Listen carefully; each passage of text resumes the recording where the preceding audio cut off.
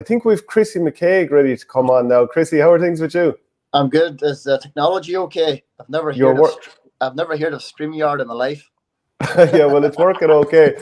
Well, just so people know that Chrissy, obviously of Slaughtneil, he joins us ahead of the 2022 AIB Ulster GA hurling final against Dunloy, which is this Saturday. That's going to be at the Athletics Ground in Armagh. The AIB GA All-Ireland Club Championships features some of #the toughest players from communities all across Ireland. It's these very communities that the players represent that make the AIB GA All-Ireland Club Championships unique. Now in its 32nd year supporting the club championship, AIB is extremely proud to once again celebrate the communities that play such a role in sustaining our national games. How have things been with you, Chrissy, and how much are you looking forward to this match? Busy as usual. It's a good excuse to have, or a good thing to say, So looking forward to the match, and as I've been saying today recently, I've never seen as much positivity and as much attention towards an Ulster club hurling game in my life so far, and that's the truth of it. And I think that's maybe reflective of the fact that us and Dunloy do bring the best out of each other. We both bring big support from our own respective clubs, and it seems to be a very attractive game for the neutral also. So yeah, it bodes well, and I'm looking forward to it. Yeah, just talk to us about that, Chrissy. There's a lot of build up. There's a lot of build up between the two counties. There's obviously a lot of history between the two of you as well. From a neutral, just looking back here, we've been eyeing this one from a couple of weeks back. Obviously, you had to beat Portaferry before we got kind of the dream final that we wanted, but seems to be a big build up about it. Yeah, big build up, and I think that's only good for Ulster hurling. I mean, and the GA calendar, we don't have too many days now where Ulster hurling has got a game like this.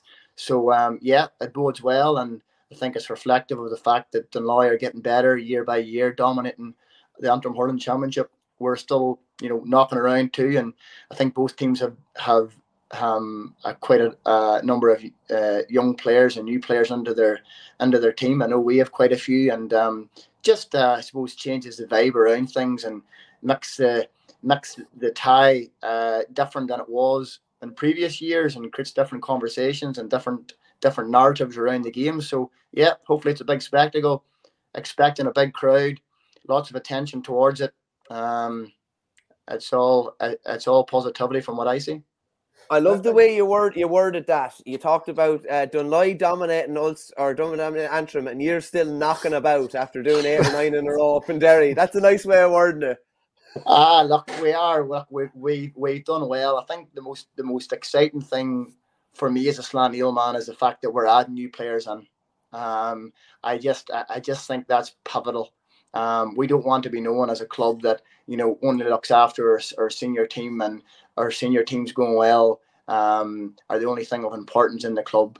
As I was saying earlier to the rest of the different journalists that have been appointed as the Slaughtneil GPO in the last couple of months, and one of my remits now is to look massively at developing pathways and structures for our young players, looking at coach education, and just look at increasing the standard across the club. And we have Rory O'Mena, and he's just turned 18 a couple of days ago, playing now. Peter McCullough at 18-19 wing forward against Portaferry. We have Jack Cassidy at 19-20. We have Shay Cassidy at corner forward, who's just turned 20. So to have 4 or 5 players and a conveyor belt underneath that I would see has a really good chance of playing senior sport for Slaughtneil for a long number of years. To me, that actually motivates me, because it gives me a reason to hang around, and it gives me a reason to increase my standard, because it's exciting, and I think that's a really good place that our club's currently in. Chrissy, just to revert over to football for a couple of minutes. Obviously, you'd know Glen very well now. The last couple of years, they've won those couple of Derry titles. How impressive are they? And it's a fairly tasty final with Kilcoo to come up. Massively, and sadly, it's been at their expense the last 2 county finals. We just haven't been able to get near them. And like usually, we're not found wanting too much, but in the last 2 finals, Glen have beaten us comprehensively. I have no qualms at saying that, to be honest, Shane. So look, that's the way it is, and you're right. It's an unbelievably attractive pairing, the Ulster Club football final, and another structure or another sport. And I said the same last year. Kilcoo and Glen could very easily be playing an All-Ireland club final, because they're 2 of the best sides in the island. There's no question about that. So it's like ourselves and Dunloy. We have 2 very attractive parents in both the hurling and football. And I'm not sure how you could call that. I think you'd be being slightly disrespectful to Kilcoo if you said they weren't slight favourites, being the reigning All-Ireland champions. But Glen are as good a side as there is in the country, and they're playing Kilcoo in the Ulster final, and it's just two of the best sides in the island going at it, and managed fantastically by two great different managerial teams, littered with county players, experience of playing in the competition. It bodes for a big day. Yeah, and you've got some fairly big name managers there. Conlon Gilligan, obviously a fellow Derryman, and Malachy O'Rourke as well. So the experience they're bringing is huge. I think it's just sort of reflective across the island now. There's, big name managers are being attracted to manage big name clubs because they see the media coverage and the crowds going to games for club games now. I mean, it's gone to a different level. I mean, I wouldn't say it's at the same level as inter-county, far from it. But when you look at Na Piarsaigh and Ballygunner last week battle it out, that's at a scary level. And Glen and Kilcoo can certainly say the same in terms of the level that game will be at, tactically, physically, the men that are managing the teams. I mean, it's an exciting time for Gaelic games. The standard's going up, and I think that's something that we all should embrace and not be getting too caught up in the narrative of, it's only an amateur game, and is it getting too serious?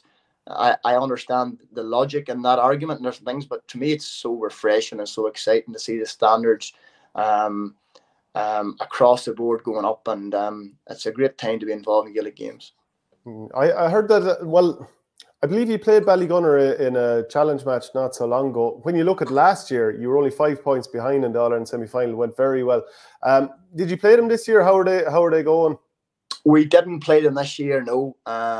We played a challenge game a few weeks ago against Naas, which is a really good game. They're a really good level too, and put it up to Ballyhill at the weekend. So yeah, that was a good game to get. I think it's well documented at this stage that we played each other, so I don't think I'm giving anything away, Shane, there. So no, we didn't play Ballygunner.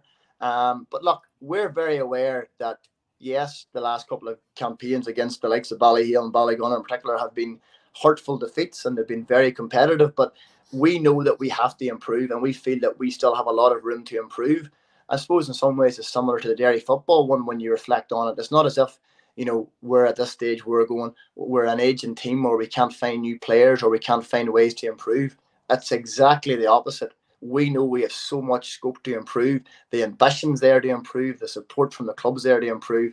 So whether we ever get to that level or give ourselves the opportunities to get to that level again will remain to be seen. But I tell you one thing, it won't be down to lack of ambition or lack of trying. That's for sure. Michael? Just something you touched on there, Chrissy. You mentioned that Kilcoo and Glen could easily play in an All-Ireland final if that was the way. We've talked about here before about we'd love to see it. I don't know if it's ever even a possibility, like a Champions League style format at club level where the county champions, where you could be playing Ballyhale in a group stage even or something like that. Is that something that, I'd imagine that's something you take your hand off for?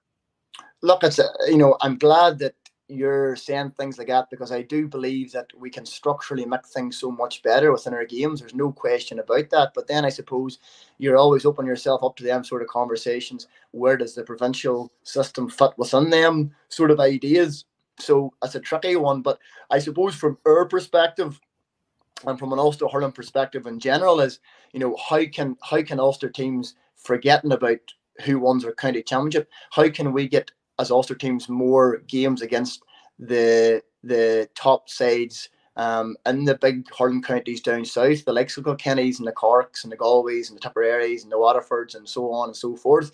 To me, that'll be a really good template because we struggle to get them sort of games on a regular basis, and it does affect us because we're not getting as much access to that really high level of hurling. And I think you need that access to that high level of hurling to see where you're really at in the pecking order and see the lessons that can be learned. I mean, we have seen massive improvements from the first day out against Culla to where we find ourselves now, and that has only came from being exposed to the highest level of hurling. And yes, it was very daunting at the start, as Shane will testify, against Culla. But the ability to say we're not good enough yet, let's be good enough and to knuckle down and improve is very much a mentality that exists within our club. Yeah, there's an interesting question here from James S. He said, well done on the All-Star, Christy. Well deserved. Oh, Chrissy, not Christy. Who was your toughest ever opponent? And I suppose both goals, actually, really. Who was? Well, I don't find myself having too many man marking jobs in hurling. It's more of an attacking or more of a different role. You know, football have been over the years. There's been no shortage of top quality opponents. I mean, you know, like Michael Murphy is definitely up there. Matty Donnelly is definitely up there. Dermot Connolly's definitely up there. You know, there's just so many. I've been exposed to such a high level of opponent that it's very difficult to give them all their due respect. But I think in any given day when you go out now and you mark players, to me it's very much, I hate going into a game marking a player that's ripped it up the last game, because a forward in form is a different animal. So to me, that's a different spin to that, or a different answer to that question of, you know, and this year, unfortunately, I was going on a lot of the time against players who were in good form. Sharpshooters in good form are a different proposition. So, you know, Darren McCurry this year was as tricky a operator as I've ever met physically, as his intelligence, his accuracy too. You know, just so many talented players throughout our game, and it's not always an enjoyable proposition going up against them. I'd be lying if I said it was. Can I talk to you about your mentality going in for a job like that, Chrissy? Because without being smart, like football or hurling, generally most people want to get on the ball. That's not really your modus operandi on a day like that. So talk to me about your mentality and how you have to steel yourself. Do you ever find yourself going out maybe to try and give a 1-2 with someone, and then you're like, whoa, hold on a second here now. I've won this. What's my primary job here? Is it difficult even to steel yourself? I think it's less difficult when you're maybe man marking within the full back line, because a lot of the top forwards now, they're coached to stay close to goal. Obviously, they're a lot more dangerous in there. It's a different man marking position when you're maybe out the pitch, where you can actually make them think about going the other way. But the smart forwards now are so intelligent, the inside forward line ones, they won't follow you the full length of the pitch. They'll pass you on, and you're going to yourself, do I really want to tire myself out going up the pitch here and making a minimal impact? Or do I want to conserve my energy marking this guy to death? I don't have the energy for both, so I just pick the one that that the defender should do, and that is hard enough on its own. But I think it is a different proposition depending on where that forward plays. For example, I could understand the way Lee Keegan would always put Connolly in the back foot when he's playing the half forward line, because Connolly would have to follow him, and being around the half back line, you have to get on the ball. When you're playing full back or cornerback, you're not really required that much to get on the ball, and if you can nullify or stop somewhat the marquee forward, I think it gives your team a better chance of winning. So ultimately, that's the question I always ask: what gives the team the best chance of winning? Because to me, that's what I want to be as a player. I want to be a winner, and I want to be involved in winning teams. Last question on that, and just last question on that. I'm just wondering, have you been like unbelievably happy with a display where you mightn't have you might have never hardly touched the ball before, like got the ball in your hands even in a game? Sorry, say it again. No, I'm just wondering, is there any game that you can remember where you're thinking, geez, I played really well here, but you mightn't have even got the ball in your hands in that game, if you get me? Yeah, look, and that's part of it. I think you have to be, and I'm involved in coaching myself, or like to be involved in coaching now and again myself. And if I was going out to manage a team or coach a team, and we look at the key players in the other teams, you know, it's a really hard job for you to shut down that player, and part of that is to shut down that player with there has to be a calculated way of doing it. Now, would I advocate at times the way I man mark to other players? Perhaps not, but there's certain you just have to go down that path, you know. So I wouldn't be too badly worried about getting on the ball too much, but maybe in the modern game I might have to look about maybe opening myself up a wee bit at times. Yeah, because I was just thinking about, and I know they're further out the field when Brendan Rodgers was against Michael Murphy, so it's not the same as you marking someone close to goal. But if you can get forward and get a point or two like Brendan was doing, further forward, that's a bit soul destroying too, isn't it? It puts you under pressure. Absolutely. There's nothing there. That's definitely another way of doing it. But what I find is, and I think it just depends on the team. Like what I've found is teams are so smartly coached nowadays the marquee forward or the real sharpshooter will usually play on the 6-yard box, play really close to goal, which is a scary proposition because as a defender, one slip or the right ball in and it can just end in goal. So Brennan's remit this year was a wee bit different, but it probably suited us because he's a better attacker than me probably now. He's more legs and he's got unbelievable pace, as we know. So I would love to maybe this year if a forward went out the pitch and is able to follow him and attack a bit more, but I think at this stage, Mr. Gallagher likes me close to goal, and whilst it's okay at times, it's as we all know, it can be a scary enough thing. Can you think of any other manager? How scary would this be? People want to see Clifford v Chrissy. Yeah, it'll be scary. I think he will go down as the best of all time. Scary. But at the same time, I think as a player, I've always had this stance throughout my career. I want to go and try myself against the best.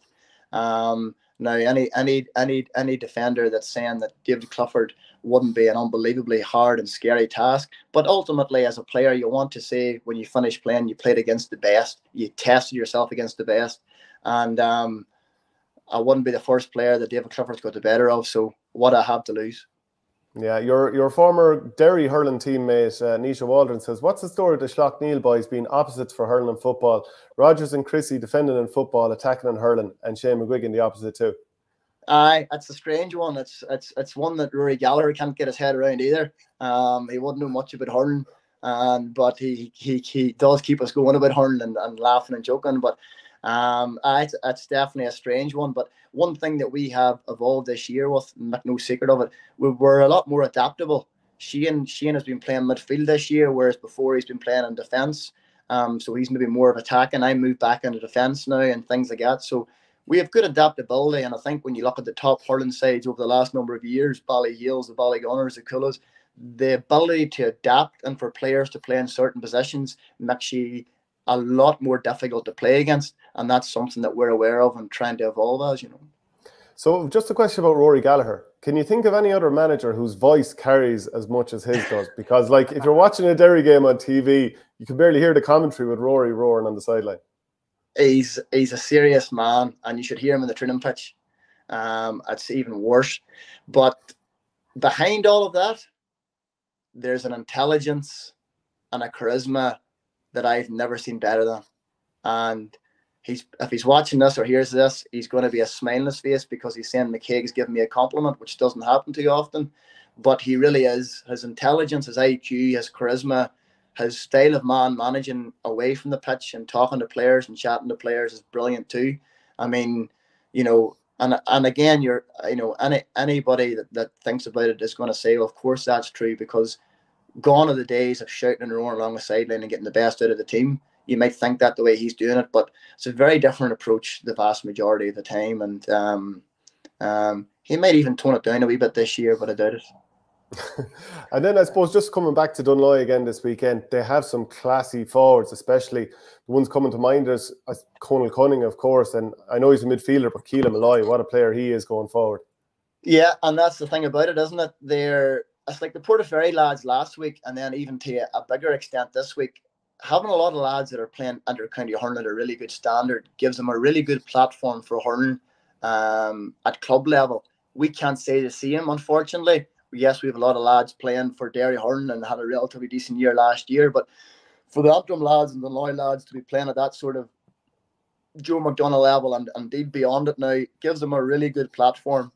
And they're hurling throughout the majority of the year where we're not. So that's something we're conscious of, but it's not an excuse. And it means that we're going to be on our game and give Dunloy the full respect that we always do. But of course, Keelan Malloy and Conal Cunning are on our radar because they're two superstar players and two of the best players in Ulster at the minute, and they've had two fantastic years the two of them have had fantastic years for Antrim also, playing at a really good level. So, hey, it bodes well. I want to be playing against the best, and Dunloy are certainly one of the best in Ulster.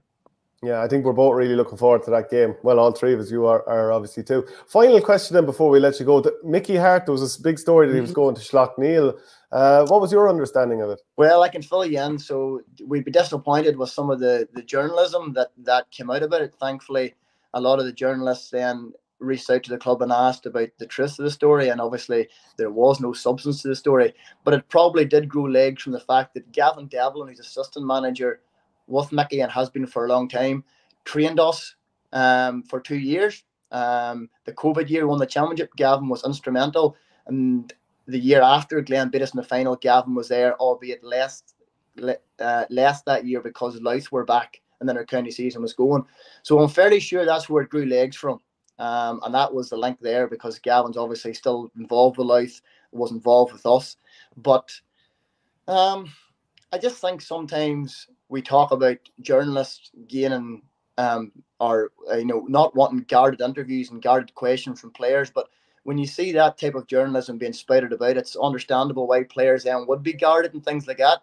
I think it's always important to check your sources out and to ask people the truth first before things are publicised, because it's very easy for things to grow legs. But I'm glad you've asked that question, and I'm glad I'm able to give you the truthful answer to it. There was no substance to it, but if Mickey Hart's listening and he's free in years to come, would we be interested?